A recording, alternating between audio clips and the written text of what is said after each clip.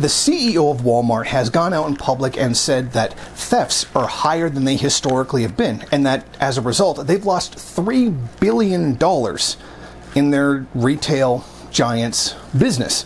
And as a result of that, they're going to have to close some stores and increase the prices on many of the goods, according to a new report. Now, they didn't just report this.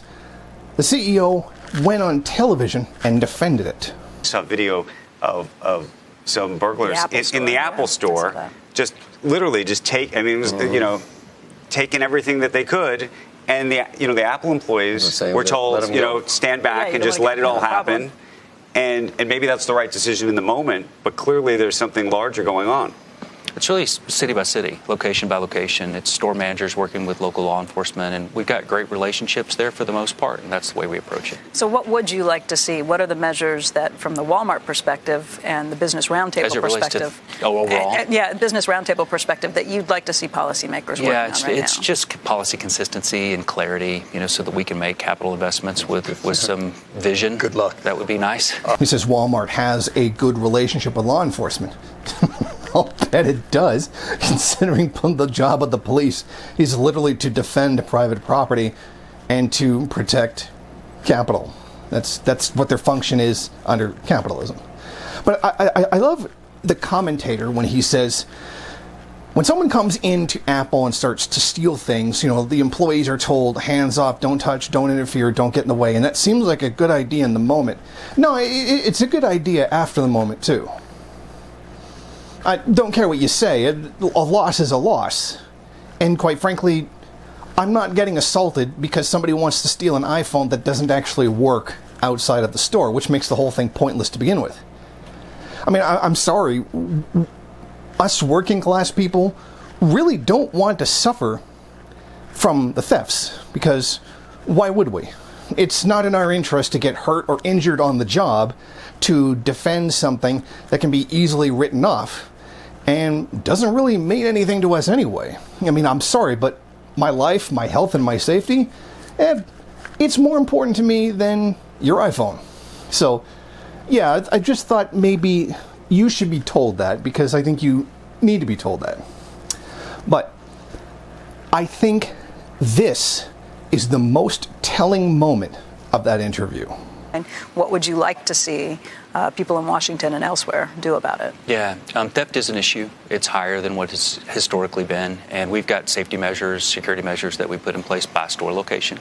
I think local law enforcement being staffed and being a good partner is part of that equation, and that's normally how we approach it. But there have been rules that have been changed that make it not something that the police are going to prosecute, or that the criminals won't be prosecuted below certain levels. Does that matter? If that's not corrected over time, prices will be higher, and or stores will close. And how much?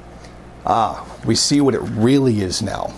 This is about them not arresting people for smaller thefts. Now, that was a recent law change in more than one place where people can steal under $1,000 and is not considered an arrestable offense. It's not something you can stop someone, hold them down, and arrest them for. They're not going to serve jail time for it. It's not considered really a serious crime anymore. And that has led to a rash of stealing. And some of it, as they say, is a part of the organized retail theft. So it's almost like organized crime, but really, really small and not very well organized. But you see what they're saying here. Police change the law, we're kind of losing money. We want to be able to throw people in prison. And you notice the little thing about the police being adequately funded. Now, we'd pretty much be foolish if we didn't think that this was a thing about defund the police, that we should put more money into the police so they can stop the people that are hurting us, while never addressing the problem of the police hurting other people. They want more officers on the street to arrest people for taking stuff, while failing to deal with what the actual problem that led to the defunding the police movement to begin with. But in the end, the one thing I really took away from this was Walmart crying about $3 billion loss. Which is interesting, because Walmart also gets dinged $1.4 billion a year in penalties for wage theft of its employees. And sometimes the wage theft can be as high as $2 billion. So if Walmart wants to cry about not having enough money, being one of the richest families in the entire world, the Walton family, maybe they could save some money by not stealing the wages of their workers. Or maybe they could use that theft of employee wages to offset people stealing from the stores. I mean, it's okay. I mean, it's not an arrestable offense to steal someone's wages. Sure, it's a civil matter and you may have to pay in the end. But it's not like you're going to get arrested and put in jail. And not the kind of thing you really need the police for. You only need the police for the working class people.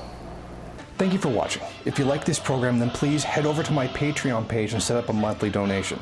It's your donations that keep this program running.